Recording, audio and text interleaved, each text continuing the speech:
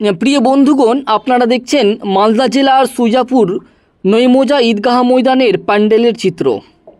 আর কিছুদিনের অপেক্ষা আর শুরু হতে চলেছে মালদা জেলার সবচাইতে বড় তবলিগি ইজতেমা।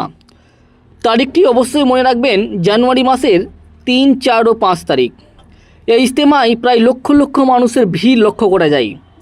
এই ইজতেমায় পুরো সহযোগিতা করে থাকেন পুরো সুজাপুরবাসী। এই 3 দিন তারা মানুষের সেবায় জুড়িয়ে থাকেন।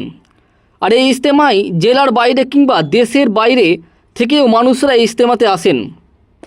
আমাদের নিউজ চ্যানেলের পক্ষ থেকে আপনাদের জানাবো, আপনারা আসুন। এই ইজতেমা একটি মালদা জেলার সবচাইতে বড় তবলিগি ইজতেমা।